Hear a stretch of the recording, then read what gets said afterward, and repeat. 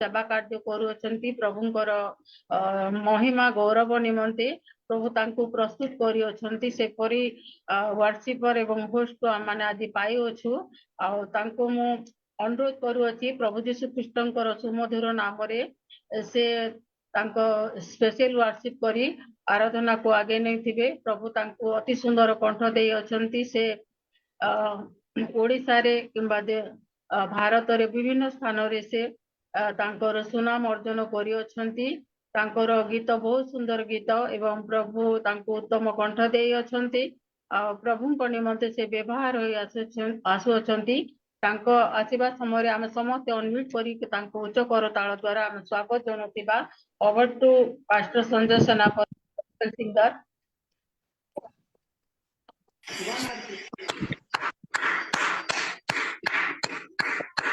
धन्यवाद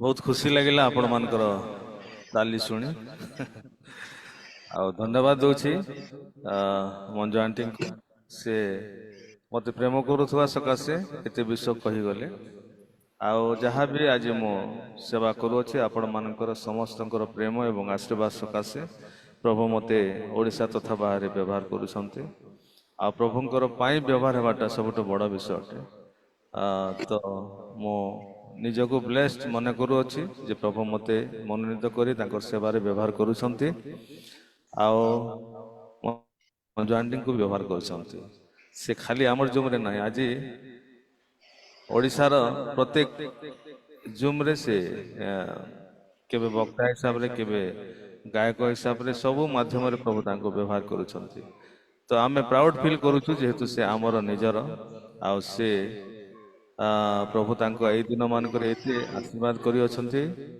तेणु प्रभु को मैं धन्यवाद दूची thank you so much aunty आपनकर प्रेम पाए तेज आसत स्पेशल आराधना को जीवा ता पूर्व मो प्रभु को धन्यवाद दूची प्रभु प्रत्येक दिन आम समस्त को प्रेम करुवा सकाशे सुजोग उपर सुजोग दौरान जेपरी आम तांकर निकटवर्ती तांकर गौरव महिमा प्रशंसा करू करू जीवन काटिबा तेबे आसंतु आजिर एई स्पेशल आराधना रे जेते जण जोड़ी समस्त को मु स्वागत करूअछि आ जो माने वीडियो ऑफ करी जोड़ी से मान अनुरोध करिवे आपण माने समस्त वीडियो ऑन करंतु हमें समस्त प्रभुंकर महिमा गौरव प्रशंसा video thank you Lord thank you Jesus hallelujah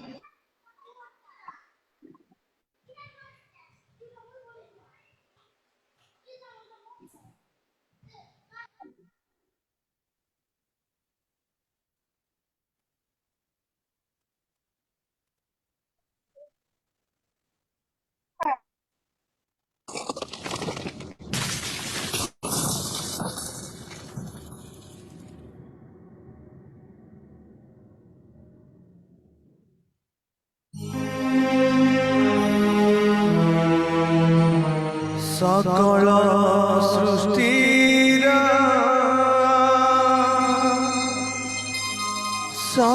सर्वश्रेष्ठ जन प्रभु को उद्देश्य कर जय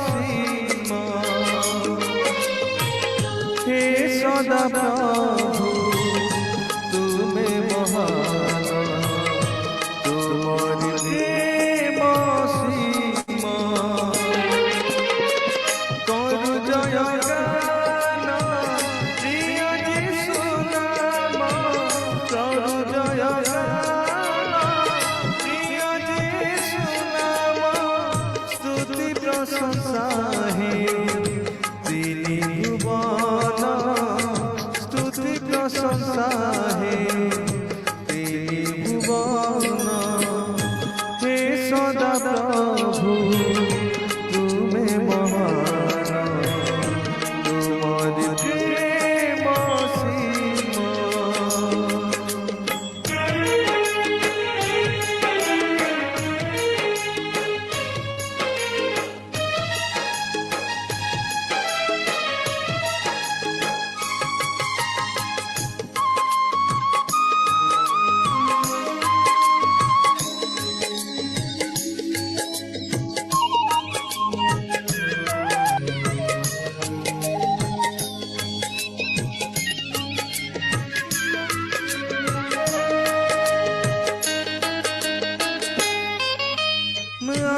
মন্ডল স্বর্গ সৃষ্টি কলা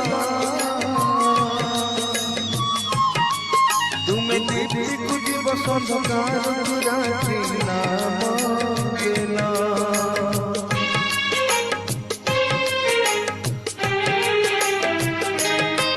তুমি আকাশ মন্ডল স্বর্গ সৃষ্টি কলা তুমি দিবি কুটিব সন্ধ্যার রাত্রি নাম গেলা জয় জয় হে সেই নাম জয় জয় হে মহানাম জয় জয় হে সেই নাম জয় জয় হে মহানাম হে সদা প্রভু তুমি মহান তোমারি প্রেম সীমা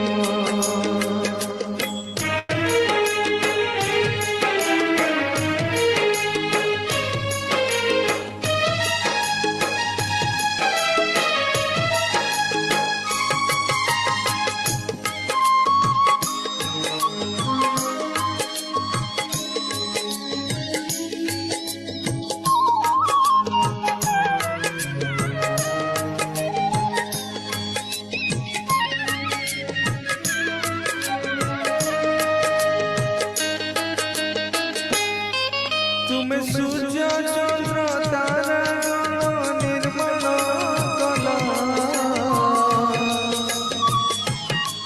তুমি শুষ্ক কুশল জল রাশি সাগর নাম গেলা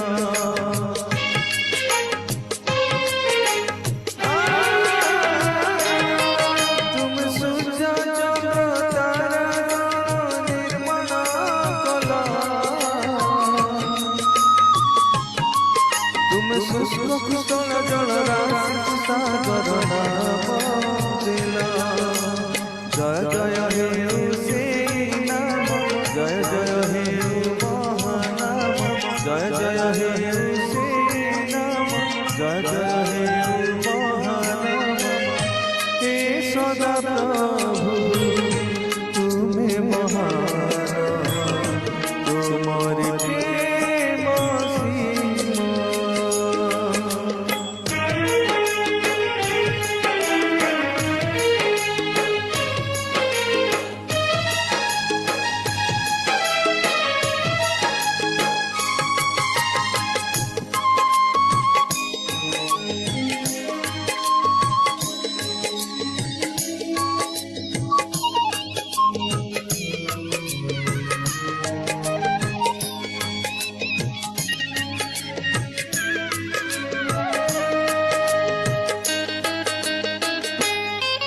নিজ সাদৃশ্যরে মনুষ্যକୁ ନିର୍ମାଣ କଲ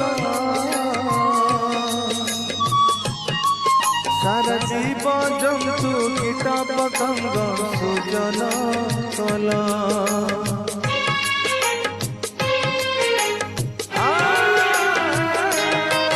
ନିଜ ସାଦୃଶ୍ୟରେ ମନୁଷ୍ୟକୁ ନିର୍ମାଣ କଲ সারা জীব জন্তু কীট পতঙ্গ সৃজন কল জয় জয় হে সেই নাম জয় জয় হে মহানাম জয় জয় হে সেই নাম জয় জয় হে মহানাম হে সদা প্রভু তুমি মহান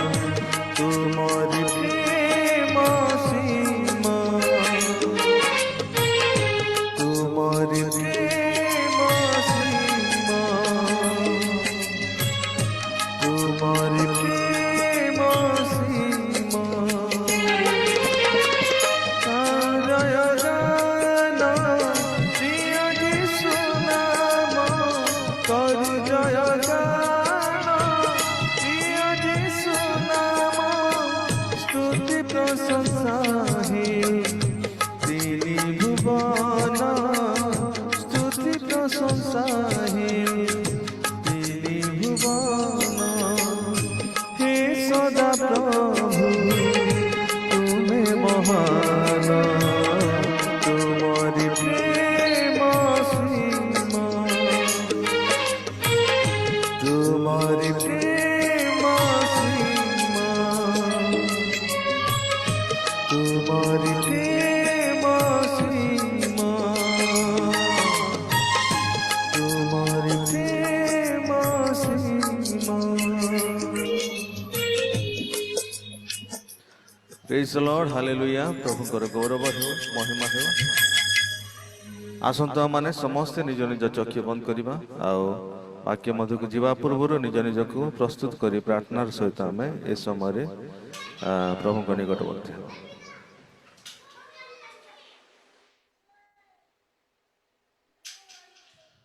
Thank you, Jesus. Hallelujah.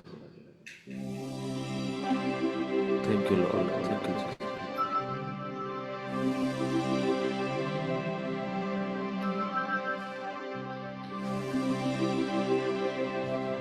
यीशु मसीह भरोसा मेरा, तू ही सहारा है मेरा। मुश्किल समय में तू है दिलासा, साथ रहेगा तू सदा। करुणा भलाई तेरी सदा रहेगी मुझ पर, तेरी विश्वास योग्यता हूँगा मैं उम्र भर। मैं हाथ उठाकर गाऊंगा यीशु तेरा नाम रहे ऊंचा। मैं हाथ उठाकर गाऊंगा यीशु तेरा नाम रहे ऊंचा। मैं हाथ उठाकर गाऊंगा यीशु तेरा नाम रहे ऊंचा। महामहिम स्वर्गस्थ पिता, ଯେତେବେଳେ ଆମେ ସମସ୍ତେ ମିଶି ପ୍ରଭୁ ତୁମର ଚରଣ ନିକଟରେ ନିଜ ନିଜକୁ ସମର୍ପିତ କରି ଏତେବେଳେ ପ୍ରଭୁ ତୁମର ନିକଟରେ ଆମମାନଙ୍କର ପାପକୁ ମଧ୍ୟ ସ୍ମରଣ କରୁଅଛୁ। ଆମମାନଙ୍କର ସମସ୍ତ ପାପ ତୁମେ ଧୋଇ ଆମମାନଙ୍କୁ ପ୍ରଭୁ ତୁମେ ପବିତ୍ର କର, କାରଣ ପ୍ରଭୁ ତୁମେ ପବିତ୍ର ପରମେଶ୍ୱର ଅଟ। ତୁମ ନିକଟକୁ ଆମେ ଆସିବାକୁ ହେଲେ ପ୍ରଭୁ ଯେପରି ଆମେ ନିଜକୁ ପବିତ୍ର କରି ଆସିବୁ, ତୁମର ସହିତ ଲାଗି ରହି ଜୀବନ କାଟିବାକୁ ହେଲେ ପ୍ରଭୁ ସବୁବେଳେ ନିଜକୁ ପବିତ୍ର ରଖିବୁ, ସେପରି ତୁମେ ଆଶୀର୍ବାଦ କର। କାରଣ ତୁମେ ସବୁବେଳେ ଆମ ସହିତ ରହିଅଛ ପ୍ରଭୁ। ଜୀବନରେ ଯେତେ ବଡ଼ ପରିସ୍ଥିତି ଆସିଲେ ମଧ୍ୟ, ଯେତେ ବଡ଼ ସମସ୍ୟା ଆସିଲେ ମଧ୍ୟ ତୁମେ ସବୁବେଳେ ଆମ ସହିତ ରହିବା ପରମେଶ୍ୱର ଅଟ। ସେ ସମସ୍ତ ବିଷୟକୁ ସ୍ମରଣ କରି ଆମେ ତୁମକୁ ଧନ୍ୟବାଦ ଦେଉଛୁ। ପ୍ରତ୍ୟେକ ଦିନ ତୁମରି ଦାସ ଦାସୀମାନଙ୍କର ଦେଇ ପ୍ରଭୁ ଆମ ସମସ୍ତଙ୍କୁ ତୁମେ କଥା କହିବା ପରମେଶ୍ୱର ଅଟ। ତୁମରି କରୁଣା ଏବଂ ଦୟା ହେତୁ ପ୍ରଭୁ ଆଜି ଆମେ ଯୋଡ଼ି ଅଛୁ, ନା କି ଆମେ ନିଜର ଇଚ୍ଛାରେ ଯୋଡ଼ି ଅଛୁ।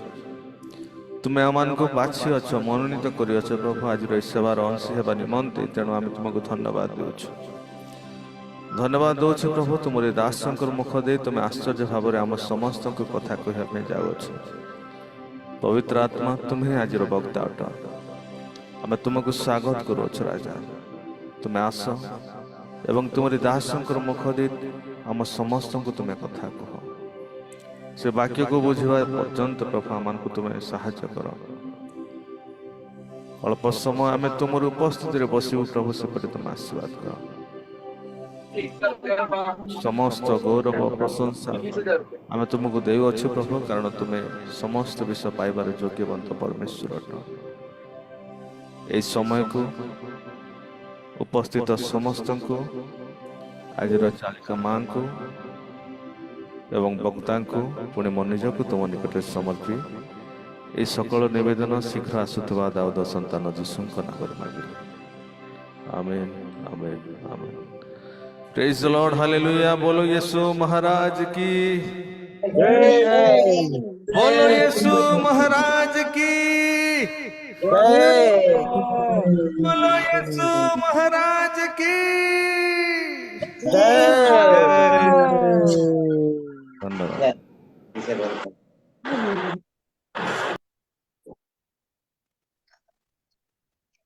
बहुत बहुत धन्यवाद पास्टर संजय सेनापति। अति सुंदर गीत गान करियछंती, जो गीतटाକୁ ମୁଁ बहुत पसंद करे, ସବୁ बेले ଶୁଣିବାକୁ ଚାହିଥାଏ।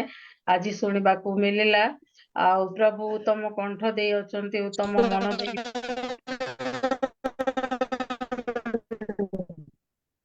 ପ୍ରଭୁଙ୍କର ନିମନ୍ତେ ଅତି ସୁନ୍ଦର ଭାବରେ गीत गान करियछंती। प्रभु आपनକୁ आशीर्वाद करियछंती, आहुरी मध्य प्रभु आशीर्वाद करंतु, तांकर सेवा निमंते सबुबेले व्यवहार करंतु। प्रभुंकर धन्यवाद हेउ। प्रभु तांकर उत्तम दास मानकु से ए दिन मानकरे व्यवहार करि आसुछंती। प्रभुंकर महानामर गौरव हेउ।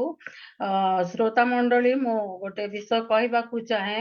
आम माने पूर्वरे पापरे थिलु, किंतु ईश्वरंकर सहभागितारे आसी आमे आलोक आमे पाई अछु। आमे आलोकर संतान अटु। आमे जो आलोक को आमे पाई अछु, आमे से आलोक सहित आमे आचरण करिबा, जेहेतु प्रभु आम मानकु पापरु उद्धार करि अछंती। आ मोर विनम्र अनुरोध, जेते आजी माने कि मते किछि भूल बुझिबे नाही।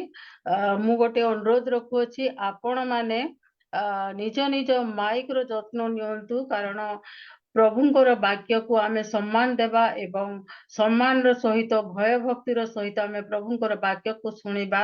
जेतेबेले गोटे वक्ता आसंती वाक्य प्रचार करिबा पई, आमे जदि ध्यान पूर्वक जदि न सुनिबा, ताहले आमे किछि बुझी पारिबा नाही। आ मो वक्ता आज्ञा को आह्वान करिबा पूर्वरु मो तांको विषय किछि कहिबाकू चाहे। आ आजिर वक्ता महाशय अटंती सर्वेंट मीर पानी। से सबु बेले निजको कोनोसी पास्टर किंबा आउ कोनोसी नाम तांकर जोड़ी न थांती, तांकर नाम आगरे से जोड़ी थांती सर्वेंट बोली की लेखंती। ईश्वरंकर दास बोली से सबु बेले निजको प्रकाश करंती। जोठारे जो जुमरे मध्य से वाक्य प्रचार करंती, से अबा वर्शिप करंती, सेठारे तांकर नामर आगरे से लेखा हुए सर्वेंट मीर पानी बोली की। आउ से मध्य गोटे गॉस्पेल सिंगर अटंती एवं प्रभुंकर वाक्य प्रचारक मध्य अटंती। आउ से सेवा भारत रे काम करू अछंती। आउ ए दिन मानकरे प्रभु तांको बाहुल्य रे व्यवहार करू अछंती। से विभिन्न स्थान को जानती, बहुत रिवाइवल मीटिंग गुड़ाक हेउ अछि। आउ से वक्ता भावरे से निमंत्रित हे थांती प्रत्येक स्थान रे। आउ सुंदर भावरे तांकर गीत गुड़ाक मध्य आपण माने सुनिथिबे, अनेक कैसेट मध्य बनी अछि। आउ सेवा भारत रे कार्य करंती, किंतु तांकर मन रे केबे हेले गर्व किंबा कोनोसी प्रकार विषय न थाए। आउ समस्त प्रतिबंधक को अतिक्रम करी जेते दुख कष्ट आसिले मध्य सबु बेले ट्रैवलिंग करि थांती एवं सेवा कार्य को से करि थांती, विश्वस्त भावरे करि थांती। एवं तांकर गोटे जूम अछि, कोइनोनिया जूम बोली। कोइनोनिया बोली कहले प्रज्वलित सहभागिता। प्रतिदिन 5:30 टारू तांकर जूम आरंभ हुए एवं संध्या 6 टारू मध्य आरंभ होई थाए। आ प्रभु एपरि दास को माने आजि पाई अछु, हम मानकर सौभाग्यर विषय। तांको पाइबा कष्टकर, से सबु बेले बिजी थांती। आ तांकर घर होची गजपति डिस्ट्रिक्ट रे। वर्तमान समय रे से धनबाद रे रहु अछंती। तांकर छोट पुओ अछि, जाकु कि हाराहारी 1.5 वर्ष होउथिबो। आ तांकर सहधर्मिणी 3 जण। आ प्रभुंकर दास से विभिन्न जागा रे दिन मानकरे कार्य करि आसछंती। आमे ତାଙ୍କୁ ପାଇବା ଏତେ କଷ୍ଟକର ବିଷୟ, କିନ୍ତୁ ପ୍ରଭୁ ଆମମାନଙ୍କୁ ଅନୁଗ୍ରହ କଲେ ଏବଂ ଦୟା କରି ଅଛନ୍ତି। ଏପରି ଦାସକୁ ଆମମାନଙ୍କର ଜେଜେ ମିନିଷ୍ଟ୍ରି ଆଜି ବାକ୍ୟ ପ୍ରଚାର କରିବା ନିମନ୍ତେ ପ୍ରଭୁ ତାଙ୍କୁ ଆହ୍ୱାନ କରିଅଛନ୍ତି। ପ୍ରଭୁ ଦୟା କରିଥିବା ସକାଶୁ ସେ ଆମମାନଙ୍କୁ ସମୟ ଦେଇଅଛନ୍ତି। ଏ ସମୟ ମଧ୍ୟରେ ଆମେ ବକ୍ତା ଆସିବା ସମୟରେ ମୁଁ ତାଙ୍କୁ ଆହ୍ୱାନ କରୁଅଛି କି ଜେଜେଏସଏମ୍ ପ୍ଲାଟଫର୍ମକୁ ସ୍ୱାଗତ ଜଣାଉଛି। ଆଜ୍ଞା, ପ୍ରେଜ୍ ଦ ଲର୍ଡ। ଆପଣ ଆଣିଥିବା ଆତ୍ମିକ ଆହାରକୁ ଆମମାନଙ୍କ ମଧ୍ୟରେ ବଣ୍ଟନ କରନ୍ତି। ନମସ୍କାର ଆଜ୍ଞା, ପ୍ରେଜ୍ the Lord. Praise the Lord. Praise the Lord. Hallelujah. Glory to Jesus. କିଏ ଗୋଟେ ଉଚ୍ଚ ସ୍ୱରରେ ହାଲେଲୁୟା କହୁ। Hallelujah. Amen. Amen. Praise the Lord. Glory to Jesus. ପ୍ରଭୁଙ୍କର ମହାନ ପବିତ୍ର ନାମର ଧନ୍ୟବାଦ ହଉ। ପ୍ରଭୁ ଅନୁଗ୍ରହ କରିକି ସୁନ୍ଦର ସନ୍ଧ୍ୟା ଆମମାନଙ୍କ ଜୀବନ ମଧ୍ୟରେ ଯୋଡ଼ିଛନ୍ତି। ଆମମାନଙ୍କୁ ସେ ସୁସ୍ଥ ସବଳ କରିକି ରଖିଛନ୍ତି। ଜୀବିତ ମାନଙ୍କ ମଧ୍ୟରେ ଆମେ ଅଛୁ, ସେଥିପାଇଁ ଉପାସନା ମଧ୍ୟରେ ଯୋଗ ଦେଇଛୁ। ଆମେ ବିଶ୍ୱାସ କରୁଛି ଯେତେବେଳେ ଆମେ ଉପାସନା ମଧ୍ୟରେ ଯୋଗ ଦେଇଛୁ, ଏଇଟା ହଉଛି ଈଶ୍ୱରଙ୍କୁ ଉପାସନା କରାଯାଉଛି। ଜୀବିତ ଈଶ୍ୱରଙ୍କୁ ନିଶ୍ଚିତ ଭାବରେ ପ୍ରଭୁ ଆମମାନଙ୍କୁ ଆଶୀର୍ବାଦ କରିବେ। ପ୍ରେଜ୍ ଦ ଲର୍ଡ। ତ ମୁଁ ସେଇ କଥାରୁ ଆରମ୍ଭ କରିବା ପାଇଁ ଚାହେଁ ଯେ ସର୍ଭେଣ୍ଟ ବୋଲି କାହିଁକି ମୁଁ ମୋ ବ୍ୟାଗରେ ଲଗାଏ କହିକି। ଆଉ ଯେତେବେଳେ ମୁଁ ଗସ୍ପଲ ପରେ ଏସିଆରେ ଟ୍ରେନିଂ କଲି, ସେ ସମୟରେ ମଣ୍ଡଳୀ ରୋପଣ କାର୍ଯ୍ୟରେ ଥିଲି। ପ୍ରଭୁଙ୍କ ଅନୁଗ୍ରହରୁ ହାଉସ ଚର୍ଚେସ୍ ଗୁଡାକ ଥିଲା ସୁନ୍ଦରଗଡ଼ ଆଉ ବଣେଇଗଡ଼ ଏରିଆରେ, କିନ୍ତୁ ସେଟା ଛାଡିକି ମୁଁ ବିଟିଏସ୍ କରିବା ପାଇଁ ଗଲି, ଆଉ ଏମଡି ମଧ୍ୟ କରିବା ପାଇଁ ଗଲି। ଆଉ ବର୍ତ୍ତମାନ ସେବା ଭାରତ ସଂସ୍ଥାରେ କାମ କରୁଛି। ତ ମୋର ଚର୍ଚ୍ଚ ନଥିବା ସକାଶେ ମୁଁ ପାଷ୍ଟର ନୁହଁ, ଆଉ ରେଭରେଣ୍ଡ ଶବ୍ଦଟା ମୋ ନାମ ପୂର୍ବରୁ ଲଗେଇବା ପାଇଁ ମତେ ଟିକେ ବ୍ୟାଡ ଫିଲ୍ ହୁଏ ଯେ ମୁଁ ସେଥିପାଇଁ ଯୋଗ୍ୟ ନାହିଁ, ସେ ସମ୍ମାନିତ ପାଇବା ପାଇଁ ଯୋଗ୍ୟ ନାହିଁ। କିନ୍ତୁ ସେବକ ମଧ୍ୟ ବୋଲିକି ଯୋଉ ଏଡ୍ କରିବାଟା ବି ମୋ ପାଖରେ ଭଲ ଲାଗିନଥାଏ, କାରଣ ମୁଁ ବିଶ୍ୱାସ ଭାବରେ ବା ବିଶ୍ୱସ୍ତ ଭାବରେ ସେବା କରିପାରିନଥାଏ। ତଥାପି ମୁଁ ନିଜକୁ ସେବକ ଭାବରେ ହିଁ ଗଣିତ କରିବା ପାଇଁ ଚାହେଁ। ତାର ପଛରେ ସେ ଲଜିକ ଅଛି, ସେଥିପାଇଁ ମୁଁ ସର୍ଭେଣ୍ଟ ବୋଲିକି ଲଗାଏ। ପ୍ରେଜ୍ the Lord, glory to Jesus. ତ ଆଜିର ସୁଯୋଗ ନିମନ୍ତେ ମୁଁ ପ୍ରଭୁଙ୍କୁ ଧନ୍ୟବାଦ ଦେଇକି ଆମମାନଙ୍କର ପାଳକ ସଞ୍ଜୟ ସେନାପତି ସାରଙ୍କୁ ମୁଁ ଧନ୍ୟବାଦ ଦଉଛି। ତାଙ୍କର ଗୋଟିଏ ବଡ ଫ୍ୟାନ୍ ମୁଁ ଅଟେ। ତାଙ୍କ ଗୀତ ଗୁଡାକ ମୁଁ ଶୁଣେ। ଇଭେନ ସେ ଯୋଉ ୟୁଟ୍ୟୁବରେ ଗୀତ ଗୁଡାକ ବନାନ୍ତି, ତା ସହିତ ଜୁମ୍ ରେ ମଧ୍ୟ ଗୀତ ଗୁଡାକ ଗାଆନ୍ତି। ମୁଁ ବହୁତ ପସନ୍ଦ କରେ ତାଙ୍କ ଗୀତ ଶୁଣିବା ପାଇଁ। ଆମ ଗାଁର ବି ଜଣେ ଭାଇ ଏତେ ପାଗଳ ତାଙ୍କ ପାଇଁ ଯେ ନ କହିଲେ ସରିବନି। ତ ପ୍ରଭୁଙ୍କ ଦାସ ସକାଶେ ପରମେଶ୍ୱରଙ୍କ ଧନ୍ୟବାଦ ହଉ ଯେ ଏତେ ସୁନ୍ଦର ଭଏସ ପରମେଶ୍ୱର ଯାହାକି ହୃଦୟ ସ୍ପର୍ଶୀ ଭଏସ ଦେଇଛନ୍ତି, ଯାହାଦ୍ୱାରା ସେ ଅନେକଙ୍କ ଆଶୀର୍ବାଦର କାରଣ ହେଇପାରୁଛନ୍ତି।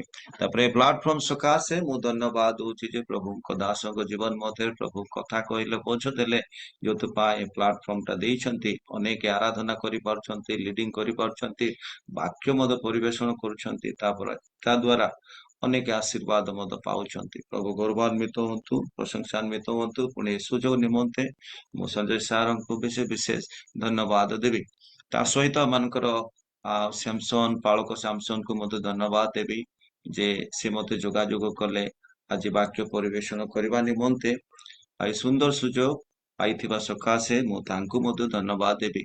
ଏଥି ପୂର୍ବରୁ ଅନେକ ଥର ଆମେ କଥାବାର୍ତ୍ତା କରିଛୁ, କିନ୍ତୁ ଡେଟ୍ ଟା ସେଟ୍ ହେଇପାରିନଥିଲା। ମୁଁ ଟିକେ ଟ୍ରାଭେଲ କରେ, ପାଇବା ବେଶୀ କଷ୍ଟ, ମାନେ ଟ୍ରାଭେଲ ଟିକେ କରେ, ଆଉ ସୁଇଟେବୁଲ ହେଇପାରେ ନାହିଁ। କିନ୍ତୁ ଫ୍ରି ଥିଲେ ମୁଁ ଚାହେଁ ଆଉ କେହି ଡାକିଲେ ଯାଇକି ବାକ୍ୟ ପରିବେଷଣ କରିବି କହିକି। ତ ଆଜି ଆଉ ଡେଟ୍ ଟା ଫିକ୍ସ ହେଇଯାଇଥିଲା। ତଥାପି ଆଉ ନୂଆ ବାକ୍ୟ ଗୋଟେ ମୁଁ ପ୍ରସ୍ତୁତ ହଉଥିଲି। ଆମମାନଙ୍କର ଗୋଟେ ରିଭାଇଭାଲ ମିଟିଂ ଆମମାନଙ୍କର ଲୋଇସିଙ୍ଗାରେ ଅଛି, ସେଇଠିକୁ ମୁଁ ଯିବି, ବାକ୍ୟ ପରିବେଷଣ କରିବି। ଯୋଉ ପଦ ସେମାନେ ଦେଇଛନ୍ତି ତ ଉପରେ ବାକ୍ୟ ପରିବେଷଣ କରିବି, ସେଥିପାଇଁ ନୂଆ ବାକ୍ୟ ପ୍ରସ୍ତୁତ ହଉଥିଲି। କିନ୍ତୁ ଏଇ ଜାଗାରେ ଯେବେ ମୁଁ ହଁ କହିଦେଇଛି, ତେଣୁ କରିକି ଏଇ ବାକ୍ୟ ମତେ ପ୍ରସ୍ତୁତ ହବାକୁ ପଡିଲା। ଏଇଟା ତ ନୂଆ ନୁହଁ, ମାନେ ଅନେକ ଦିନ ପୂର୍ବରୁ ମୁଁ ଲେଖିଛି, ଆମ ଜୁମ୍ ରେ ପ୍ରଚାର କରିବି ବୋଲିକି ଭାବିଥିଲି, କିନ୍ତୁ ସୁଯୋଗ ପାଇନଥିଲି। ଆଉ ତାହା ଆପଣମାନଙ୍କ ସମ୍ମୁଖରେ ରଖିବା ପାଇଁ ଚାହିଁବି। ପୁଣି ଯେତେ ସମସ୍ତେ ଏହି ସ୍ଥାନରେ ଯୋଗ ଦେଇଛନ୍ତି, ପ୍ରତ୍ୟେକଙ୍କ ଉପସ୍ଥିତି ଆଉ ଈଶ୍ୱରଙ୍କ ଦୃଷ୍ଟିରେ ବହୁମୂଲ୍ୟ। ପୁଣି ମୁଁ ମଧ୍ୟ ସମସ୍ତଙ୍କ ଉପସ୍ଥିତିକୁ ନିଜ ଜୀବନ ମଧ୍ୟରେ ସ୍ୱୀକାର କରୁଛି। ତ ପରିଚାଳନା କରୁଥିବା ଭଉଣୀକୁ ବହୁତ ବହୁତ ଧନ୍ୟବାଦ। ମୋର विषय अनेक कथा कहीगले जो मु योग्य नुहे तथापि कहीगले समस्त विषय पाए ईश्वरंकर गौरव हो महिमा हो स्तुति संभ्रम हो amen hallelujah glory to Jesus. आसंतु आजिर चिंता निमंते एक अंश देखिबा द्वितीय सैमुएल तार 6 पर्वर 10 रु 12 पद पर्यंत कई जणे उच्च स्वर रे टिके पढ़ू आम समस्तंक पाए।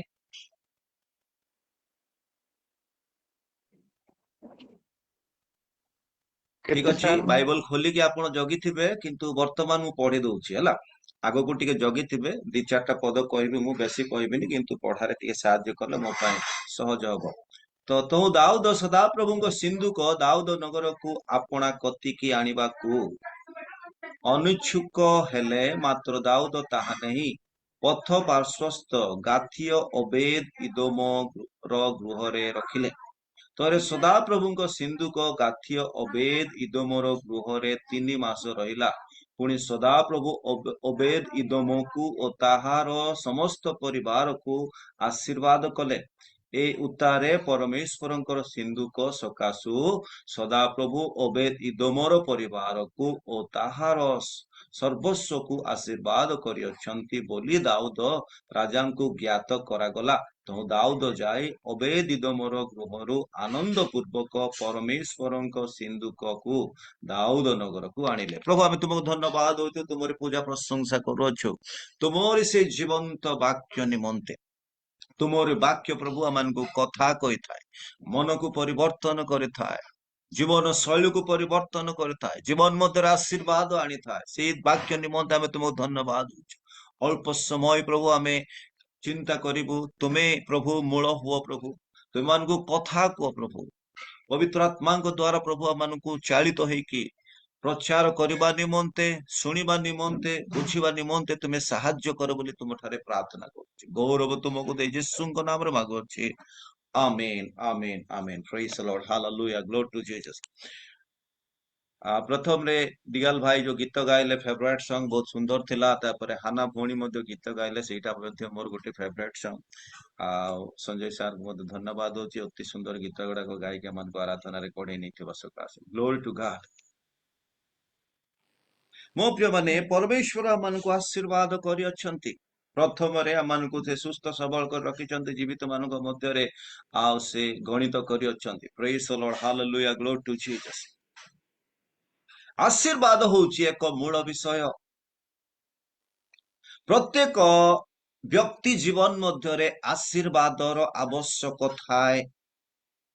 प्रत्येक धर्मावलंबी माने आशीर्वाद सकाशे से माने जो परमेश्वर को देवादेवी को पूजा करती निकटरे से माने पूजा करिथांती, विश्वास करती, निकटरे पूजा करती। जदि जने हिंदू व्यक्ति मंदिर को जाउची ताहले तार पछरे एक चिंताधारा ताउची आशीर्वाद।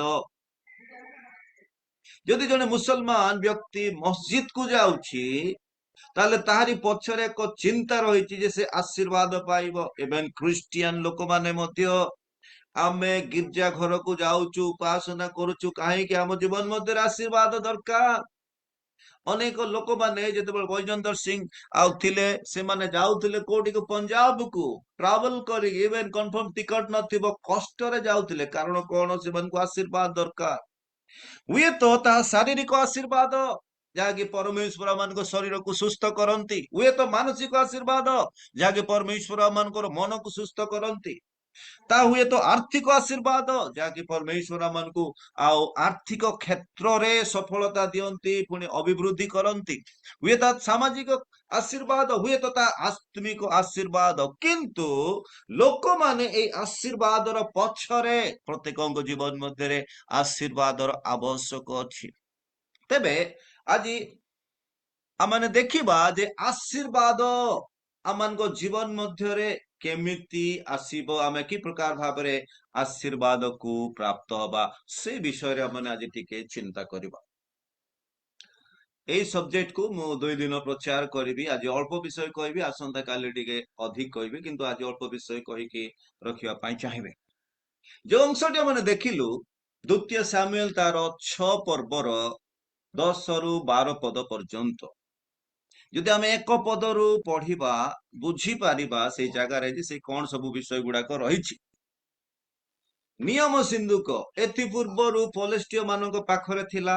ଏମାନେ ନେଇକି ପଳେଇଲେ ଏଥିପାଇଁ ଯେ ଭାବିଲେ ଇସ୍ରାଏଲ ମାନଙ୍କୁ ଏ ନିୟମ ସିନ୍ଦୁକ ସକାଶେ ପରମେଶ୍ୱର ଆଶୀର୍ବାଦ ଆଉ ବିଜୟ ଦଉଛନ୍ତି, ଯଦି ଆମେ ରଖିବା ଆମକୁ ମଧ୍ୟ ସେ ଆଶୀର୍ବାଦ କରିବେ, ବିଜୟ ଦେବେ। ନେଇକି ଗଲା ପରେ ଦାଗୋନ ନାମକ ଟେମ୍ପୁଲରେ ତାଙ୍କର ରଖିଲା ପରେ, ଗଡ ମାନଙ୍କ ପାଖରେ ରଖିଲା ପରେ ସକାଳୁ ଉଠିକି ଦେଖୁଛନ୍ତି ଯେ ସମସ୍ତ ଗଡ ଗୁଡାକ ନିୟମ ସିନ୍ଦୁକ ସମ୍ମୁଖରେ ଦଣ୍ଡମାନ ହେଇଛନ୍ତି, ମୁହଁ ମାଡିକି ପଡିଛନ୍ତି, ପ୍ରଣାମ କରୁଛନ୍ତି। ଦିଥର ଏ ପ୍ରକାର ହେଲା ପରେ ପୁଣି ସେଇ ଦେଶ ମଧ୍ୟରେ ବିଭିନ୍ନ ପ୍ରକାର ରୋଗ ହେଲା ପରେ ଆଉ ସେଇ ନିୟମ ସିନ୍ଦୁକକୁ ସେମାନେ ରଖି ପାରିଲେ ନାହିଁ। ତାପରେ ଇସ୍ରାଏଲ ଦେଶକୁ ଆଣିକି ସେମାନେ ଛାଡୁଛନ୍ତି। ଯେତେବେଳେ ଛାଡି ଦଉଛନ୍ତି, ଆମେ ଦେଖୁଛୁ ଯେ ଅବିନାଦବଙ୍କ ଗୃହ ମଧ୍ୟରେ ସେ ନିୟମ ସିନ୍ଦୁକ, ପ୍ରେଜ୍ ଦ ଲର୍ଡ, ହାଲେଲୁୟା। ଅବିନାଦବଙ୍କ ଗୃହରେ ନିୟମ ସିନ୍ଦୁକ ରହିଲା ପରେ ଆମେ ପୂର୍ବ ପଦ ମାନଙ୍କୁ ଦେଖିବା ଯେ 3000 ବଛା ଲୋକମାନଙ୍କୁ ଦାଉଦ ସଙ୍ଗରେ ଘେନିକି ଅବିନାଦବର ଗୃହକୁ ଯାଉଛନ୍ତି ନିୟମ ସିନ୍ଦୁକକୁ ଆଣିବା ନିମନ୍ତେ। ଯେତେବେଳେ ନିୟମ ସିନ୍ଦୁକକୁ ଆଣୁଛନ୍ତି, ସେଇ ସମୟରେ ଗୋଟେ ଶଗଡ଼ ଗାଡି ଥିଲା। ଶଗଡ଼ ଗାଡିରେ ଲଦିକି ଅଣା ଯାଉଛି, ଦୁଇଟି ବଳଦ ସହିତ। ବଳଦ ଦିଟା ଖିଚିକି ଆଣୁଛନ୍ତି ଶଗଡ଼ ଗାଡିକୁ, ଆଉ ଶଗଡ଼ ଗାଡିରେ ନିୟମ ସିନ୍ଦୁକ। ଅନେକ ଯାତ୍ରା ଗଲା ପରେ, ମାନେ ଯାତ୍ରା ସେମାନେ କଲା ପରେ ଗୋଟିଏ ଜାଗାରେ ଗୋଟିଏ ବଳଦ କଣ ହେଲା, ଅବୁଝା ହେଇଗଲା, ଅର୍ଥାତ ଏପଟ ସେପଟ ହେଲା। ଯେତେବେଳେ ଅପଟ ସେପଟ ହେଲା, ସେଇ ସମୟରେ ଅବିନାଦବର ପୁତ୍ର ଯାହାଙ୍କର ନାମ ଉଷ, ସେ ହସ୍ତ ବଢେଇକି ଧରିଲେ ନିୟମ ସିନ୍ଦୁକକୁ। ଯେତେବେଳେ ଧରିଲେ, ସଦାପ୍ରଭୁଙ୍କ ଦୃଷ୍ଟିରେ ତାହା ସନ୍ତୋଷଜନକ ଦେଖାଗଲା ନାହିଁ। ତେଣୁ କରିକି ସଦାପ୍ରଭୁ ତାଙ୍କୁ ଆଘାତ କଲେ, ଆଉ ସେ ମୃତ୍ୟୁବରଣ କଲା। ମୃତ୍ୟୁବରଣ କଲା ପରେ ଦାଉଦ ସନ୍ତୁଷ୍ଟ ହେଲେ ନାହିଁ, କାରଣ ଉଷଙ୍କୁ ସଦାପ୍ରଭୁ ମାରିଦେଲେ, ଅର୍ଥାତ ବଧ କଲେ। ତାପରେ ଦାଉଦ ସଦାପ୍ରଭୁଙ୍କୁ ମଧ୍ୟ ଭୟ କଲେ। ଭୟ କଲା ପରେ ଦାଉଦ କହିଲେ ଯେ ଏବେ ମୁଁ ନିୟମ ସିନ୍ଦୁକକୁ ନିଜ ଗୃହକୁ ନେଇକି ଯିବି ନାହିଁ। ତେଣୁ କରିକି ସେ କଣ କରୁଛନ୍ତି ଯେ ଆଉ ଜଣେ ବ୍ୟକ୍ତିଙ୍କ ଗୃହ ମଧ୍ୟରେ, ଯାହାକି ଆମେ ଆଉ 10 ରୁ 12 ପଦ ଭିତରେ ଆମେ ଦେଖିଲୁ ମୋ ପ୍ରିୟ ମାନେ, ଯେ ଓବେଦ ଇଦମଙ୍କ ଗୃହରେ ନିୟମ ସିନ୍ଦୁକ ରଖାଗଲା। କିନ୍ତୁ 10, 11, 12 ପଦ ଯଦି ଆମେ ଦେଖିବା, ଗାଥିୟ ଅବେଦିଦମଙ୍କ ଗୃହ ସମସ୍ତ ପରିବାରକୁ ସଦାପ୍ରଭୁ ଆଶୀର୍ବାଦ କଲେ। ପ୍ରେଜ୍ ଦ ଲର୍ଡ, ହାଲେଲୁୟା।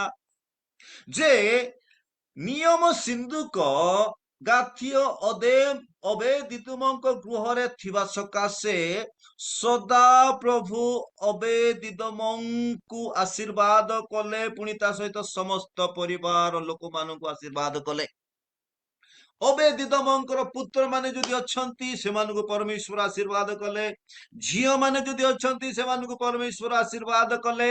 ଯଦି ଶାଶୁ ଶ୍ୱଶୁର ଅଛନ୍ତି, ସେମାନଙ୍କୁ ସେ ଆଶୀର୍ବାଦ କଲେ। ବାପା ମା ଅଛନ୍ତି, ସେମାନଙ୍କୁ ଆଶୀର୍ବାଦ କଲେ। ଦାଦା ପୁତ୍ରା ଅଛନ୍ତି, ସେମାନଙ୍କୁ ସେ ଆଶୀର୍ବାଦ କଲେ। ଆଉ ଭଣଜା ଭାଣିଜୀ ଅଛନ୍ତି, ଯଦି ସେ ୟୁନାଇଟେଡ ଫ୍ୟାମିଲି ହେଇକି ଯଦି ଯେତେ ସମସ୍ତେ ଫ୍ୟାମିଲିର ସଦସ୍ୟ ଅଛନ୍ତି, ପ୍ରତ୍ୟେକଙ୍କୁ ସଦାପ୍ରଭୁ ପରମେଶ୍ୱର ଆଶୀର୍ବାଦ କରୁଛନ୍ତି। ଅର୍ଥାତ ଅବେଦ ଇଦମର ପରିବାର ସମସ୍ତ ସଦସ୍ୟ ଆଶୀର୍ବାଦ ପ୍ରାପ୍ତ ହଉଛନ୍ତି, ଏଥିପାଇଁ ଯେ ସେ ଜାଗାରେ ତାଙ୍କ ଗୃହ ମଧ୍ୟରେ କଣ ଅଛି, ନିୟମ ସିନ୍ଦୁକ ଅଛି। ମୋ ପ୍ରିୟ ମାନେ, ନିୟମ ସିନ୍ଦୁକ ଥିବା ସକାଶେ ଅବେଦ ଇଦମର ସମସ୍ତ ପରିବାର ସଦସ୍ୟ ମାନେ ସେ ଆଶୀର୍ବାଦ ପାଉଛନ୍ତି। ପ୍ରେଜ୍ ଦ ଲର୍ଡ, ହାଲେଲୁୟା। ଯେତେବେଳେ ସମସ୍ତ ପରିବାର ଲୋକମାନେ ଆଶୀର୍ବାଦ ପାଇଲେ, ସେଇ ସମୟରେ ଦାଉଦ ଜାଣିପାରିଲେ ବା ତାଙ୍କୁ ଖବର କରାଗଲା ଯେ ଅବେଦିଦମ ଆଶୀର୍ବାଦ ପାଇଛି, କାରଣ ତାଙ୍କ ଗୃହ ମଧ୍ୟରେ ନିୟମ ସିନ୍ଦୁକ ଅଛି। ଏଇ କଥା ଶୁଣିବା କ୍ଷଣି ସେ ଯାଉଛନ୍ତି ନିୟମ ସିନ୍ଦୁକକୁ ନିଜ ଜାଗା ଅର୍ଥାତ ଜେରୁସାଲାମକୁ ଆଣିବା ପାଇଁ। ପଏଣ୍ଟ ଟୁ ବି ନୋଟେଡ, ଦୟାପୂର୍ବକ ଆପଣ ମାନେ ଶୁଣନ୍ତୁ। ଅବେଦ ଇଦୋମର ଗୃହ ମଧ୍ୟରେ ନିୟମ ସିନ୍ଦୁକ ଥିବା ସକାଶେ ପରିବାର ସମସ୍ତ ଲୋକମାନଙ୍କୁ ସଦାପ୍ରଭୁ ଆଶୀର୍ବାଦ କଲେ। ଏଇଟା ଦାଉଦ ଶୁଣିଲା ପରେ ଯାଇକି ନିୟମ ସିନ୍ଦୁକ ନିଜ ଜାଗାକୁ ଅର୍ଥାତ ଜେରୁସାଲମକୁ ଆଣୁଛନ୍ତି। କାରଣ କଣ? ବାକ୍ୟରେ ତ ଉଲ୍ଲେଖ ନାହିଁ, କିନ୍ତୁ ମୁଁ କହିବି ହୁଏତ ତାଙ୍କୁ ହଜମ ହେଇନଥିବ ଯେତେବେଳେ ଓବେଦ ଇଦମ ଆଶୀର୍ବାଦ ପାଉଛି। ଓବେଦ ଇଦମର ପରିବାର ସଦସ୍ୟ ଯେତେବେଳେ ଆଶୀର୍ବାଦ ପାଉଛନ୍ତି, ସେ ସମୟରେ ହୁଏତ ତାଙ୍କୁ ହଜମ ହେଇନଥିବ। ଅବଶ୍ୟ ବାଇବଲରେ ଲେଖା ନାହିଁ, କିନ୍ତୁ ମୁଁ ସେମିତି ଭାବୁଛି। ଏଇଟା ମନୁଷ୍ୟର ସ୍ୱଭାବ ମୋ ପ୍ରିୟମାନେ। ଯେବେ ଜଣେ ବ୍ୟକ୍ତି ବଢିଯାଏ, ଅନ୍ୟ ଜଣେ ତାଙ୍କୁ ଦେଖିକି ସହ୍ୟ କରିନଥାଏ। ଆମେ ଯଦି ଗାଁରେ ରହୁଛୁ, ଦିଟା ପରିବାର ପଡୋଶୀ ହେଇକି ଆମେ ଅଛୁ, ଗୋଟେ ପରିବାର ଧନୀ ଆଉ ଗୋଟେ ପରିବାର ଗରିବ, କିନ୍ତୁ ପରବର୍ତ୍ତୀ ସମୟରେ ଯୋଉ ଗରିବ ପରିବାର ପିଲାମାନେ ପଢା ଲେଖା ହେଲେ, କିଛି ଚାକିରି କଲେ, କିଛି କାମ କଲେ, କି ବ୍ୟବସାୟ କଲେ, ଯଦି ଆର୍ଥିକ କ୍ଷେତ୍ରରେ ବଢି ଯାଉଛନ୍ତି, ଘର ହେଇଗଲା, ଗାଡି ହେଇଗଲା, ଆଉ ଆଉ କାର ହେଇଗଲା, ଏ ସମସ୍ତ ଯେତେବେଳେ ଏ ଧନୀ ପରିବାର ଯିଏ କି ଆଗରୁ ଧନୀ ହେଇକି ଅଛନ୍ତି, ଦେଖିବେ ସେମାନଙ୍କୁ ହଜମ ହବ ନା। ଏଟା ପ୍ରାକ୍ଟିକାଲ ଲାଇଫରେ ଆପଣ ମାନେ ନିଶ୍ଚିତ ଭାବରେ ଦେଖିବେ। ମନୁଷ୍ୟ ଅନ୍ୟକୁ ବଢିବା ଦେଖି ପାରିନଥାଏ, ଅନ୍ୟ ଲୋକ ଉନ୍ନତି ହେଇଯାଉ ଦେଖି ପାରିନଥାଏ। କେବଳ ବିଜାତି ମାନଙ୍କ ଠାରେ ଏଇ ମନୋଭାବ ଅଛି ତା ନୁହଁ, ଖ୍ରୀଷ୍ଟିଆନ ମାନଙ୍କ ଠାରେ ମଧ୍ୟ ଏ ପ୍ରକାର ମନୋଭାବ ଅଛି ମୋ ପ୍ରିୟ ମାନେ।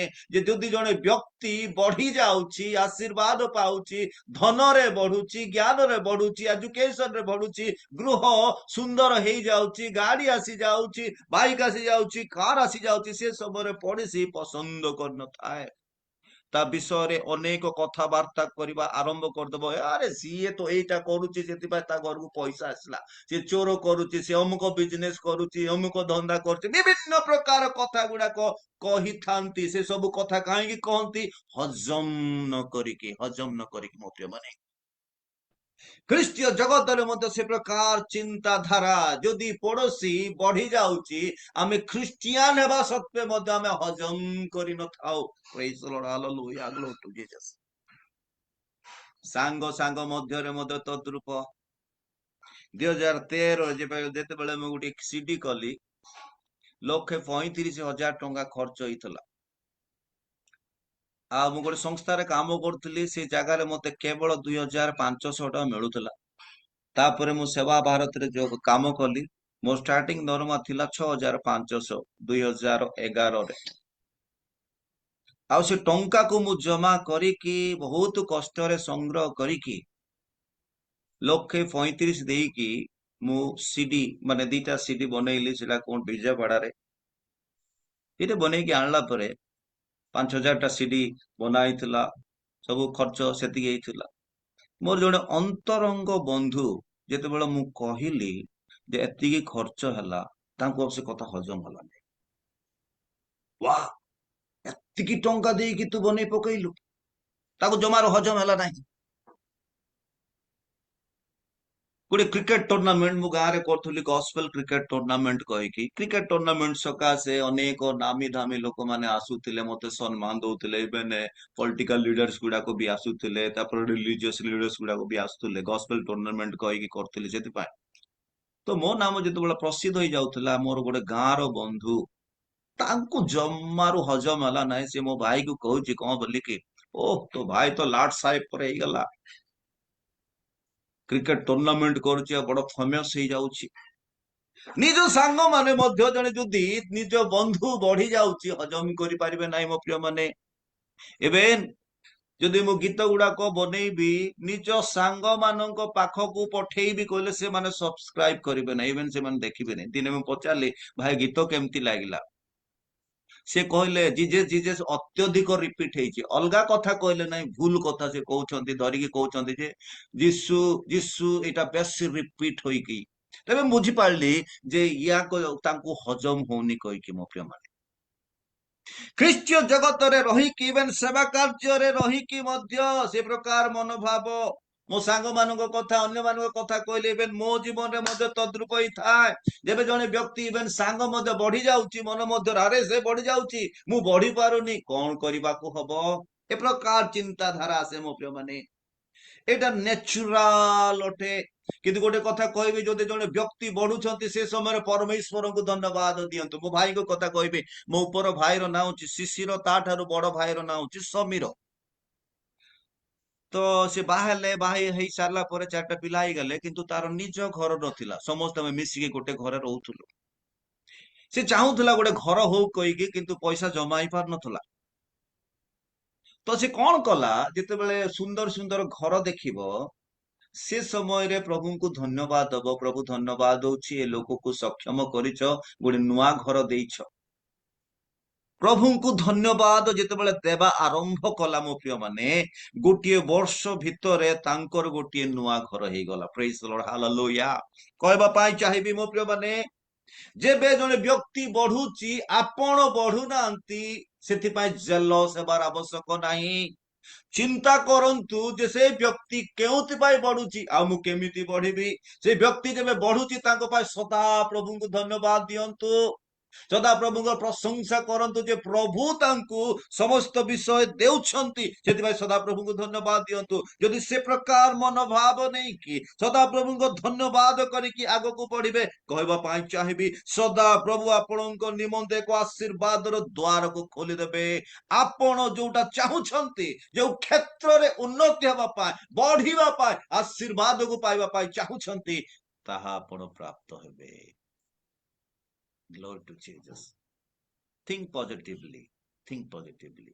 मुका को टार्गेट करे कोनी please don't take in other way okay वाक्य रे जहा सुछि ताहा मु वेरी फ्रैंकली कहूछि तबे जेते बेले ओबेद इदोमो नियम सिंधु को सकाशे आशीर्वाद पाइले दाऊद से जगह को जाई कि सिंधु को निज जगह को नहीं कि आसुछंती तो मो चिंताधारा रे से हजम करि पार नथिबे तांको आशीर्वाद रे परिपूर्ण हबा देखी तांको आशीर्वाद प्राप्त हबा देखी तेणु करी कि से नहीं कि आसुछंती तबे ए नियम सिंधु को कोनटे से नियम सिंधु को मध्य रे कोन अछि जोथुपाई परमेश्वर से परिवार को आशीर्वाद कले कह जाए जिते बेले इजिप्ट अर्थात मिस्र रु से माने यात्रा कले प्राय गोटे वर्ष गला परे से माननकु ए नियम सिंधु को दिया जाइथिला ए प्रकार विश्वास करा जाए जदिया माने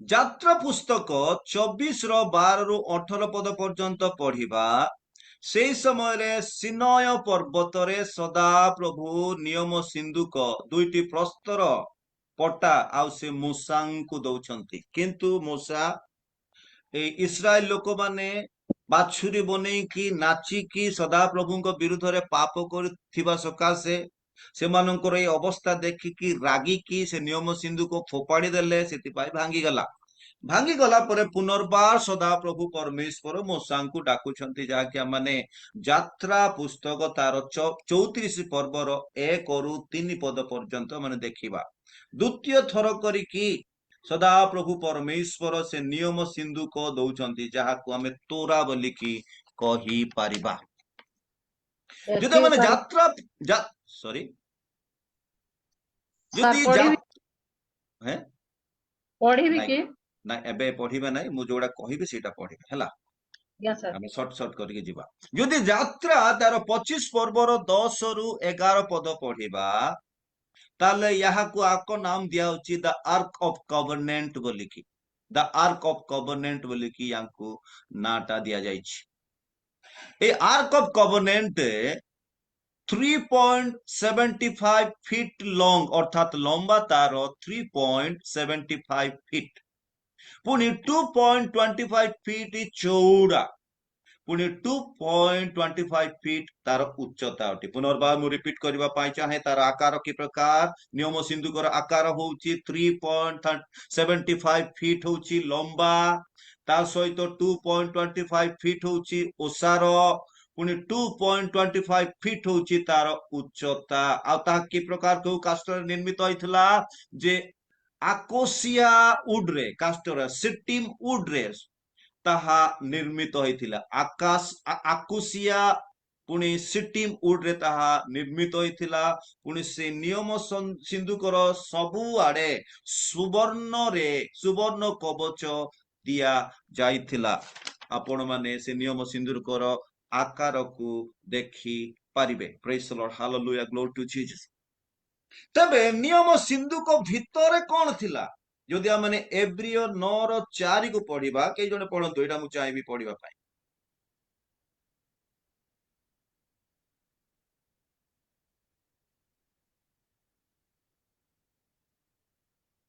ସେଠାରେ ସୁବର୍ଣ୍ଣର ଧୂପବେଦୀ ଓ ଚତୁଃପାର୍ଶ୍ୱ ସୁବର୍ଣ୍ଣ ମଣ୍ଡିତ ନିୟମ ସିନ୍ଦୁକ ଥିଲା। ସେହି ନିୟମ ସିନ୍ଦୁକରେ ମାନା ରଖାଯାଇଥିବା ଗୋଟିଏ ସୁବର୍ଣ୍ଣର ପାତ୍ର, ହାରୋନଙ୍କ ମଞ୍ଜରିତ ଯଷ୍ଟି ଓ ନିୟମର 2 ପ୍ରସ୍ତର ଫଳକ ଥିଲା। ଓକେ, ସେ ଜାଗାରେ ଆମେ ଦେଖୁଛୁ ଯେ ସୁବର୍ଣ୍ଣର ଧୂପବେଦୀ ନିୟମ ସିନ୍ଧୁକ ଭିତରେ, ସୁବର୍ଣ୍ଣ ମଣ୍ଡିତ ଅର୍ଥାତ ସେ ନିୟମ ସିନ୍ଧୁକକୁ ପୁରା ଭାବରେ ମଣ୍ଡିତ କରାଯାଇଛି ସୁବର୍ଣ୍ଣରେ।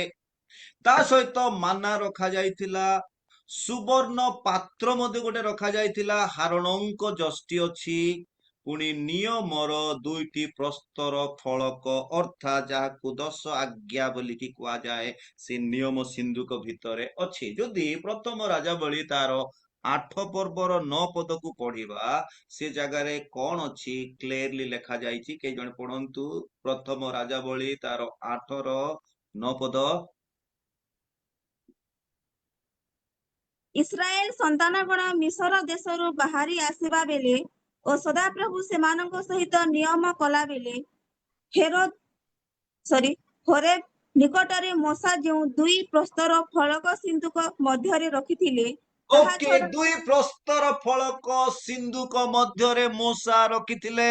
ତେବେ ମୋ ପ୍ରିୟ ମାନେ, ଏବ୍ରିୟ 9:4 ଅନୁସାରେ ସେ ନିୟମ ସିନ୍ଧୁକ ଭିତରେ କଣ ଅଛି? ସୁବର୍ଣ୍ଣ ଧୂପ ପାତ୍ର ଅଛି, ତା ସହିତ ମାନା ରଖାଯାଇଛି, ସୁବର୍ଣ୍ଣ ପାତ୍ର ଅଛି, ହାରୋନର ଯଷ୍ଟି ଅଛି, ପୁଣି 2 ଗୋଟି ପ୍ରସ୍ତର ଫଳକ ଯାହା ସଦାପ୍ରଭୁ ମୂଷାଙ୍କୁ ଦେଇଥିଲେ।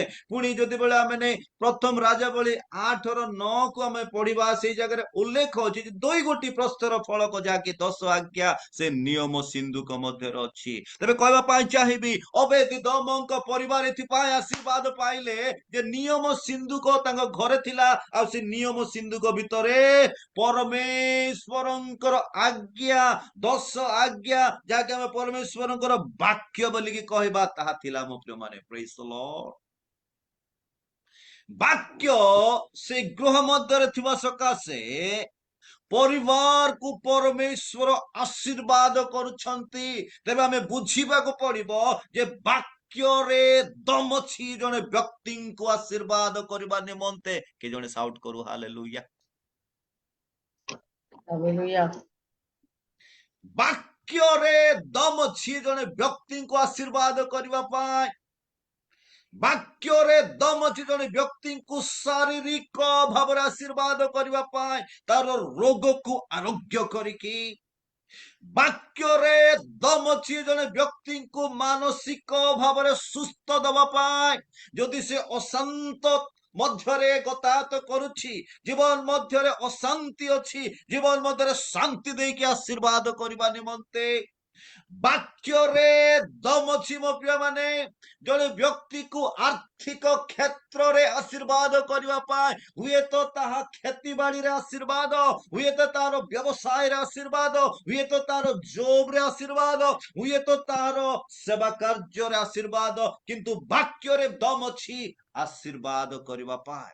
ବାକ୍ୟରେ ଦମ ଅଛି ସାମାଜିକ କ୍ଷେତ୍ରରେ ଆଶୀର୍ବାଦ କରିବା ପାଇଁ। ହୁଏତ ଘର ସେ ବନେଇବ, ହୁଏତ ରୋଡ ସେ ବନେଇବ, ହୁଏତ ଚର୍ଚ୍ଚ ବିଲ୍ଡିଂ ସେ ବନେଇବ, ସ୍କୁଲ ବିଲ୍ଡିଂ ସେ ବନେଇବ, ମେଡିକାଲ ବିଲ୍ଡିଂ ସେ ବନେଇବ। ପ୍ରେଜ୍ ଦ ଲର୍ଡ। ପିଲାମାନେ ଏଜୁକେଟ ହେବେ, ସୋସିଆଲି ସେମାନେ ଆଶୀର୍ବାଦ ପାଇବେ। ବାକ୍ୟରେ ଦମ ଅଛି। ପୁଣି ବାକ୍ୟରେ ଦମ ଅଛି ଆତ୍ମିକ ଭାବରେ ଆଶୀର୍ବାଦ ପାଇବା ନିମନ୍ତେ, ପରିତ୍ରାଣ ଦେବା ନିମନ୍ତେ, ଉଦ୍ଧାର ଦେବା ନିମନ୍ତେ, ଅନନ୍ତ ଜୀବନ ଦେବା ନିମନ୍ତେ। ପ୍ରେଜ୍ the Lord, glory to Jesus. ବାକ୍ୟରେ ଦମ ଅଛି ଆଶୀର୍ବାଦ କରିବା ପାଇଁ। ନିୟମ ସିନ୍ଧୁକ ଭିତରେ ଈଶ୍ୱରଙ୍କର ବାକ୍ୟ, ନିୟମ ସିନ୍ଧୁକ ମଧ୍ୟରେ 10 ଆଜ୍ଞା ଯାହାକି ବ୍ୟବସ୍ଥା କୁହାଯାଏ, ତାହା ଥିଲା, ପରିବାର ମଧ୍ୟରେ ଥିଲା। ସଦାପ୍ରଭୁ ପରମେଶ୍ୱର ସେଥିପାଇଁ ସେମାନଙ୍କୁ ଆଶୀର୍ବାଦ କଲେ। ବାକ୍ୟ ଯାହା ଗୃହ ମଧ୍ୟରେ ଅଛି, से आशीर्वाद प्राप्त हुए मो प्रिय माने वाक्य जहाँ गृह मध्य अच्छी से आशीर्वाद प्राप्त हो आम जीवन मध्य से वाक्य को ग्रहण करुछु कि अध्ययन करुछु कि शुणिकी ग्रहण करुछु कि प्रेज द लॉर्ड हालेलुया पालन करुछु कि ताहा चिंतार विषय वर्तमान वाक्य प्रचार होउची केते जण आमे on करिछु 1 2 3 4 5 6 7 8 9 okay 27 devices are there but only 9 devices are on how much you are serious to listen the word of God and receive the word of God and apply the word of God कारण वाक्य रे ही सब किछि अछि ओ praise the Lord to Jesus वाक्य अवेद इदम निज गृह मध्य रखिथिबा सकाशे केवल से जणे ही नुह परिवार जेते सदस्य अछंती समस्त आशीर्वाद पाइले praise the Lord to Jesus वाक्य से दम अछि केते सीरियस आमे से वाक्य को अध्ययन करबा निमंते पालन करबा निमंते श्रवण करबा निमंते मनोयोगर सहित सुनिबा निमंते एहा चिंतार विषय मो माने गीत संहिता 19:10 के जने पढ़ंतु ओडिया बाइबल रे गोटे अलगा प्रकार लेखाई जे किंतु अलगा तर्जमा रे वाक्य बोली के से जगह रे उल्लेख अछि सेरा लेखा अछि जे वाक्य मधु ठारू भी मिष्ट प्रेज द लॉर्ड हालेलुया वाक्य ईश्वर सुगंध ओ प्रचुर शुद्ध सुवर्ण अपेक्षा हाँ झियो झियो कोन मु टिके सुनि पालिनी झियो सर आउथरे पढ़न पढ़बी पढ़ंतु ताहा सब सुवर्ण ओ प्रचुर शुद्ध सुवर्ण अपेक्षा वांछनीय ओके आउ मधु ओ मधुर ता पूर्व पद जदि आपण पढ़िबे ताले रिलेट करा जायछि 9 पद को 10 पद सहित रिलेट करा जायछि एई तर्जमा रे वाक्य बोली को उल्लेख नाही किंतु अलगा तर्जमा रे वाक्य बोली उल्लेख कराइछि आ कोन सुवर्ण कोन बोली लेखा आइछि झियो प्रचुर शुद्ध सुवर्ण अपेक्षा वांछनीय आउ सु- मधु चाख ठारू सुमिष्ट सुमिष्ट मधु ओ मधु चाख ठारू सुमिष्ट गीत संहिता 119 रो 103 टिके पढ़ंतु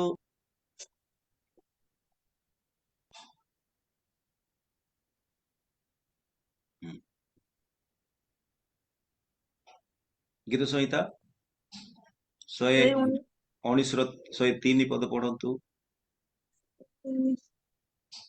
ମୋ ତୁଣ୍ଡକୁ ତୁମ୍ଭ ବାକ୍ୟ କିପରି ମଧୁର ହଁ ମୋ ମୁଖକୁ ତାହା ମଧୁ ଅପେକ୍ଷା ମଧୁର तबे मधु अपेक्षा मधुर तुंडकु मधु अपेक्षा मधुर से वाक्य अटे मो प्रिय माने से वाक्य को हमें केते परिमाण रे पठन करूछु पालन करूछु ग्रहण करूछु तदनुसारे चालुछु श्रेष्ठ स्थान दउछु ताहा चिंतार विषय यदि वाक्य को आमे स्पेशल भाव रे रखुछु ताले आम पाए ताहा मधु ठारू मध मिष्टा अठे जगत मध्य रे जेते सब मिठा जिनिस गुडाक अछि समस्त मिठा जिनिस ठारू ता मिठा हे जीव मो प्रिय माने ए वाक्य आशीर्वाद करिथाय तेणु करी कि जियोसिया तार एक पर्वर 7-8 पदरे उल्लेख अछि এই ব্যবস্থাକୁ ତୁମେ ଅଧ୍ୟୟନ କର ସେ ବ୍ୟବସ୍ଥା ଅନୁସାରେ ଚାଲ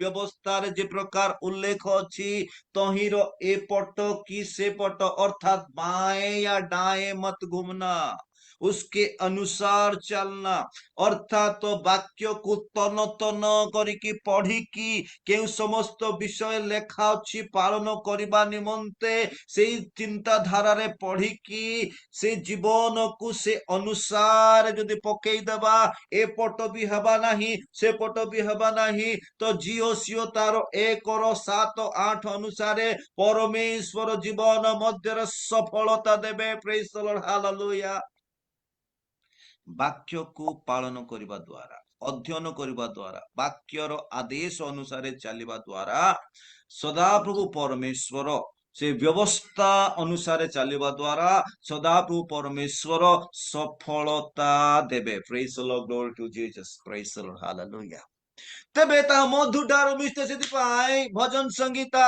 1:1 में इस प्रकार से लिखा है कि सदा प्रभुंकर व्यवस्था रे जहारो आमोद जे सदा प्रभुंक वाक्य रे एंजॉय करे অর্থাৎ পড়িবার এনজয় করে, শুনিবার এনজয় করে, মেডিটেট অধ্যয়ন করিবার এনজয় করে, পালন করিবার এনজয় করে, তদনুସାরে ଚାଲିବାର ଏନ୍ଜୟ କରେ।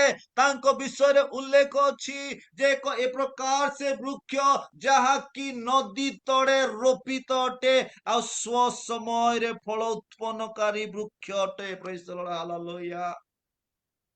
ନଦୀ ପାଖରେ ରୋପା ଯାଇଥିବା, ଲଗା ଯାଇଥିବା ବୃକ୍ଷ ସଦୃଶ ସେ ବ୍ୟକ୍ତି ଯେ କି ବାକ୍ୟ ସହିତ ଏନ୍ଜୟ କରେ ମୋ ପ୍ରିୟମାନେ। ଆଉ ସେଇ ପ୍ରକାର ବ୍ୟକ୍ତିଙ୍କୁ ସିଜନର ଆବଶ୍ୟକ ନାହିଁ। ବର୍ଷା ହେଲେ ହିଁ ଧାନ ଉତ୍ପନ୍ନ କରିବି, ବର୍ଷା ହେଲେ ଖରା ହେଲେ ହିଁ ଆମ୍ବ ଉତ୍ପନ୍ନ କରିବି, ଖରା ହେଲେ ହିଁ ତେନ୍ତୁଳି ଉତ୍ପନ୍ନ କରିବି। ଯାହା ଯାହା ଉତ୍ତମ ଉତ୍ତମ ଫଳ ସିଜନ ଅନୁସାରେ ଉତ୍ପନ୍ନ ହେଇଥାଏ, ସେଇ ବ୍ୟକ୍ତି ନିମନ୍ତେ ସେ ସିଜନର ଆବଶ୍ୟକ ନାହିଁ। ଆମ ଏରିଆରେ ଗୋଟିଏ ଆମ୍ବ ଧାନ ବୋଲିକି କୁହାଯାଏ, ସେଟା ଖରା ବେଳକୁ ହୁଏ। ବର୍ଷା ବେଳକୁ ତ ଧାନ ହୁଏ, ତା ସହିତ ଆମ୍ବ ଧାନ ଖରା ବେଳକୁ ହୁଏ। ତେବେ ସର୍ବ ସିଜନରେ, ସର୍ବ ଋତୁରେ ଉତ୍ପନ୍ନକାରୀ ବ୍ୟକ୍ତି, ଫଳରେ ପରିପୂର୍ଣ୍ଣ ବ୍ୟକ୍ତି, ଆଶୀର୍ବାଦରେ ପରିପୂର୍ଣ୍ଣ ବ୍ୟକ୍ତି ସେ ହେଇଯିବ ଯେ ବାକ୍ୟ ସହିତ ଏନ୍ଜୟ କରେ। ପ୍ରେଜ୍ ଦ ଲର୍ଡ। ପଢିବାରେ, ଶ୍ରବଣ କରିବାରେ, ଅଧ୍ୟୟନ କରିବାରେ, ପାଳନ କରିବାରେ, ତଦନୁସାରେ ଚାଲିବାରେ ଏନ୍ଜୟ କରିବ। ଯଦି ଏନ୍ଜୟ କଲା ତାହେଲେ ତାଙ୍କୁ ସିଜନର ଆବଶ୍ୟକ ନାହିଁ ଆଶୀର୍ବାଦ ପାଇବା ନିମନ୍ତେ। ଆଶୀର୍ବାଦର ବର୍ଷଣ ହବ ମୋ ପ୍ରିୟମାନେ। ଏଇ ଗୋଟିଏ ମାସ ଗଲା ପରେ ପ୍ରଭୁ ଆଶୀର୍ବାଦ କରିବେ ତାହା ନୁହଁ। ଗୋଟିଏ ମାସ ଗଲା ପରେ ଦରମା ଆସିବ ତାହା ନୁହଁ। 2 ମାସ ଗଲା ପରେ ସେ ଜାଗାରୁ ଟଙ୍କା ଆସିବ ତାହା ନୁହଁ। 2 ମାସ ଗଲା ପରେ ସେଠୁ ପଇସା ହେଲେ ଘର ବନେଇବି ତାହା ନୁହଁ। 2 ମାସ ଗଲା ପରେ ସେଇଠୁ ପଇସା ହେଲେ ବାହା କରିବି ତାହା ନୁହଁ। ସର୍ବ ସମୟରେ ଆପଣଙ୍କର ପକେଟ ଫୁଲ। ସିଜନର ଆବଶ୍ୟକ ନାହିଁ। ପ୍ରେଜ୍ ଦ ଲର୍ଡ। ଯଦି ବାକ୍ୟ ସହିତ ଏନ୍ଜୟ କରୁଛନ୍ତି, ପଢିବାରେ, ଶୁଣିବାରେ, ମେଡିଟେଟ କରିବାରେ, ପାଳନ କରିବାରେ, ତା ସହିତ ତଦନୁସାରେ ଚାଲିବାରେ, ବାକ୍ୟ ଯାହା ଜୀବନ ମଧ୍ୟରେ ସେ ଆଶୀର୍ବାଦ ପାଇବ। ବାକ୍ୟ ଯେଉଁ ପରିବାର ମଧ୍ୟରେ ସେ ଆଶୀର୍ବାଦ ପାଇବ। ତେଣୁ କରିକି ଜୀବନ ମଧ୍ୟରେ ଈଶ୍ୱରଙ୍କର ବାକ୍ୟକୁ ଶ୍ରେଷ୍ଠ ସ୍ଥାନ ଦିଅନ୍ତୁ। ପ୍ରଭାତ ହେବା କ୍ଷଣି ହିଁ ଯେତେବେଳେ ଉଠିବେ, ବ୍ୟକ୍ତିଗତ ପ୍ରାର୍ଥନା କରିକି ଅଧ୍ୟୟନ କରନ୍ତି। କେତେ ଜଣ ଅଧ୍ୟୟନ କରନ୍ତି ବାଇବଲ ରେଗୁଲାରଲି? ମୋ ପ୍ରିୟ ମାନେ, ରେଗୁଲାରଲି ଆମେ କେତେ ଜଣ ବାଇବଲକୁ ଅଧ୍ୟୟନ କରୁଛୁ? ରେଗୁଲାରଲି କେତେ ଜଣ ଆମେ ଏଇ ଚିନ୍ତାରେ ପଢୁ ଯେ ପ୍ରଭୁ ଆଜି ତୁମେ ମତେ କେଉଁ ବାକ୍ୟ ଦଉଛ, କେଉଁ କଥା କହିବ, ତୁମେ ମତେ କଥା କୁହ, ମୁଁ ପ୍ରସ୍ତୁତ କରୁଛି ମୋ ମନକୁ, ମୋ ଜୀବନକୁ। ଆଜି ମୋ ନିମନ୍ତେ କେଉଁ ରେମା ଅଟେ? ଗ୍ରୀକ ୱାର୍ଡ ଗୋଟେ ରେମା, ଯାହାକି ଯୋଉ ବାକ୍ୟ ମାନଙ୍କୁ କଥା କହିଥାଏ। କେଉଁ ରେମା ପ୍ରଭୁ ଆଜି ଦଉଛ? ହୁଏତ ପଢିଲା ବେଳକୁ, ହୁଏତ ଜୁମ ରେ ବସିଲା ବେଳକୁ, ହୁଏତ ଚର୍ଚ୍ଚରେ ବସିଲା ବେଳକୁ। କେତେ ଆଗ୍ରହ ସେ ବାକ୍ୟକୁ ମାନେ ସଞ୍ଚୟ କରିବା ନିମନ୍ତେ। ପ୍ରଭୁ ଆମକୁ ସାହାଯ୍ୟ କରନ୍ତୁ ଏ ବାକ୍ୟର ରହସ୍ୟକୁ, ଏଇ ତୋରାର ରହସ୍ୟକୁ, ଏଇ ବ୍ୟବସ୍ଥାର ରହସ୍ୟକୁ ବୁଝିକି ପାଳନ କରିକି ଈଶ୍ୱର କହିବା ଅନୁସାରେ ଚାଲିକି ଆଶୀର୍ବାଦ ପାଇବା ନିମନ୍ତେ। ତ ଆସନ୍ତା କାଲି ମୁଁ କଣ୍ଟିନ୍ୟୁ କରିବି। ପରବର୍ତ୍ତୀ ସମୟରେ ଏଇ ଯୋଉ ନିୟମ ସିନ୍ଧିକ କେଉଁ କେଉଁ ଜାଗାରେ ଥିଲା, ତାପରେ ବର୍ତ୍ତମାନ କେଉଁ ଜାଗାରେ ଅଛି, ବର୍ତ୍ତମାନ ନିୟମ ସିନ୍ଧୁକର ଆବଶ୍ୟକ ଅଛି କି ନାହିଁ। କାହିଁକି ଇସ୍ରାଏଲ ଯୁଦ୍ଧ କରୁଛି, ହେଲେ ନିୟମ ସିନ୍ଧୁକ ତାଙ୍କ ପାଇଁ ଗୋଟେ ଇମ୍ପୋର୍ଟାଣ୍ଟ ବିଷୟ ଥିଲା। ସେତେଟା ସେ ଖୋଜୁନି, ତାଙ୍କୁ ଆବିଷ୍କାର କରୁନି। କାଲି, ଆସନ୍ତା କାଲି ଆମେ ସେ ବିଷୟ ନେଇକି ଟିକେ ଚିନ୍ତା କରିବା। Thank you so much for this wonderful opportunity. बहुत बहुत धन्यवाद आज्ञा, अति सुंदर